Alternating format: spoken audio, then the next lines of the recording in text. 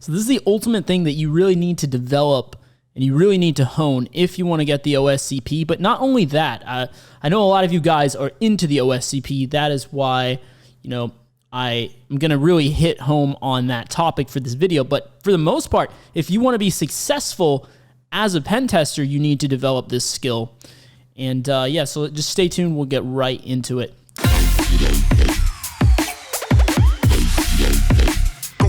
Hey, what's up, guys? This is Ryan from Elevate Cyber. Be sure to subscribe to the channel if you haven't already. Hit the like button as well to help get these messages out there, because this one is a really critical thing here. And I didn't know this when I first went for the OSCP.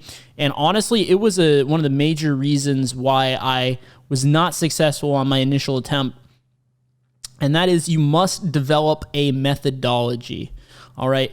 Now, a lot of people, especially when we're new to this stuff, we really, it's pretty exciting, the hacking stuff, right? You see a port, you want to go at it right away. You want to start hacking right away, right? You find a web server running on port 80. You want to immediately find, okay, how can I hack in, right? And you just throw your tools. We have a tendency as beginners just to throw tools at everything. You just throw your tools. But what we don't do is we don't develop a system, right? I'm a big fan of systems in general, just in life, right? Systems are very powerful things, right? And I mentioned this in a previous video, but one of the guys that I was watching on OSCP content, a guy that was very successful, very pretty well-known guy in the industry, Joe McRae. I don't know if any of you guys are familiar with him. One thing he says is that, and I would definitely agree with him, is that the OSCP is a test of your methodology, right? Being a good pen tester really comes down to one of the large factors is, do you have a solid methodology? Because when you're on the exam, right, and you have 24 hours to complete it, every second counts. It sounds like a lot of time. It's not as much time as you would think. And if you have a system in place where, okay, if I see X, I'm going to do Y, right? Then you're going to save yourself so much time, right? If you always have your scanning going on in the background, like, okay, I found a login portal, I'm going to run a password brute force attack on it, with a word list, rockyou.txt or something like that. Have that in the background while you're looking at other stuff, because, okay, maybe the brute force was not the way in, and in which case, maybe by that time you found the actual way in. But there's always that chance that maybe they wanted you just to brute force that password. And because you always do that when you see a login on a web form, you were able to find that way in and be able to keep on trucking. Now, that's very important, right? Now, that's just one example of a methodology, right? A methodology, I'll give you guys a free bonus tip here. One of the really great tweaks that I made to my methodology was, as soon as I get on a Linux box, I always run sudo -l to see if there's any special sudo permissions, because you might spend a lot of time looking into the config files and this, that, and the other, running linps or linenum or whatever you prefer. What all you had to do was run sudo su dash, and you're the root account with no password, So what the biggest advantage of having a methodology is it'll save you time, okay? And time is very precious, even on the job as well, because as pen testers, we don't have an infinite amount of time, kind of like a advanced persistent threat actor would, right? We're normally operating on, within the context of like a release schedule for the devs. It's like they need to get the security assessment completed before they can deploy. And so we're on that kind of time frame. So having a methodology is very key, even for the real world when you're on the job. So that's one great thing about the OSCP, is it really does a good job of emphasizing the importance of methodology and things like that. So, basically what you want to do is, there's going to be a lot of things you encounter very commonly when it comes to OSCP and things like that, right? Like, you normally find login forms, like I was saying earlier, when you get access to the machine, if it's a Linux box, There's things you can run like, sudo -l. If it's a Windows box, whoami/priv, you can see if maybe you can do like one of the like rotten potato attacks, something like that, to get pretty simple privilege escalation.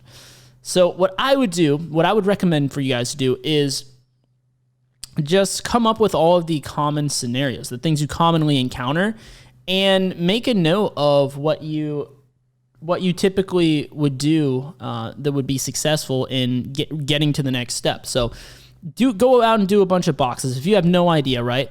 Do a bunch of boxes, and after you root them or look up a walkthrough or whatever, make a note of how they got from point A to point Z, right? And make a note of all the enumeration stuff they did along the way.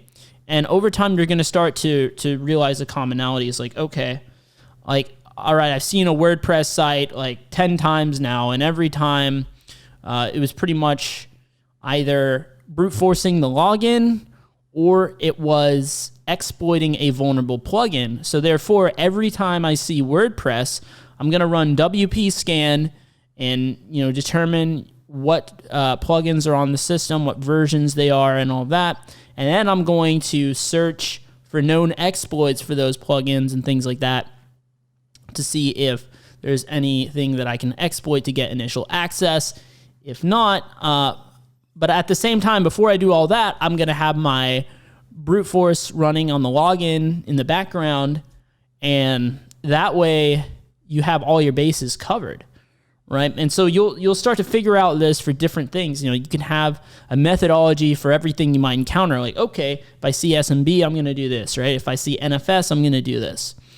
And as you build these things up and you build out your methodology, it's going to save you so much time, and it's going to make you so much more effective as well. You're going to be able to find things that before would have taken you so much longer.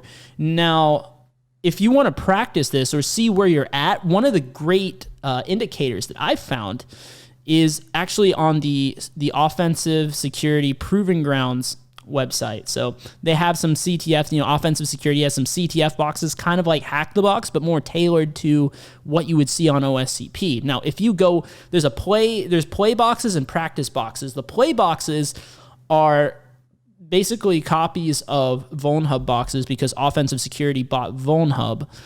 And the practices, they're like proprietary boxes. So if you do one of the play boxes, which you can do absolutely for free if you sign up over on the Offensive Security site under the Proving Grounds, you can do the play boxes for free. If you do a play box that is tagged as easy, what I've noticed with a lot of these they are very easy, but they have a lot of rabbit holes, okay?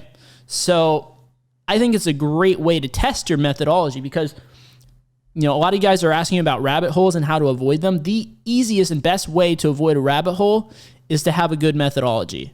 That's going to save you from going down the rabbit hole. So try one of these play boxes that are tagged as easy. Most likely, it's going to have a lot of rabbit holes. I haven't done all of them, but from what I've seen, a lot of the easy boxes have a lot of rabbit holes. But if you know what to look for and you have a solid methodology, you're going to be able to root the box pretty easy. But if you kind of go at it haphazardly and you start throwing tools at stuff and, oh, I see this, let me try this, and this, and you don't have a solid structure in place, then it's going to be a lot harder for you. I mean, stop me if you've had this experience before where you're working on a box and you're spending hours and hours looking, going down these rabbit holes only to find out what you actually needed to do was so easy and you overlooked it and you're like, oh, how could I overlook that, right? Well, the reason is you didn't have a solid system, a solid methodology in place that would have covered that, right? And so instead you were just thinking off the top of your head, right? Free up your mental bandwidth by writing something down, a structure, a solid methodology in place. And let me know in the comments section down below how that works out for you. What I found is that it just seems like I'm a way better hacker now that I've started to do that. And it's absolutely key if you want to get something like OSCP or even be successful in this field altogether. So very, very important topic that I don't think enough people talk about. It's extremely important. So yeah, thanks for watching, guys. If you want to get started with some more of this content, really help build out your own methodology, look at what you need to know for OSCP. I got a playlist right here. It's going to tell you basically when you see this, do this. And that could be a great resource to help build out your methodology and move forward with this stuff. So yeah, thanks for watching. I'll see you guys right over there.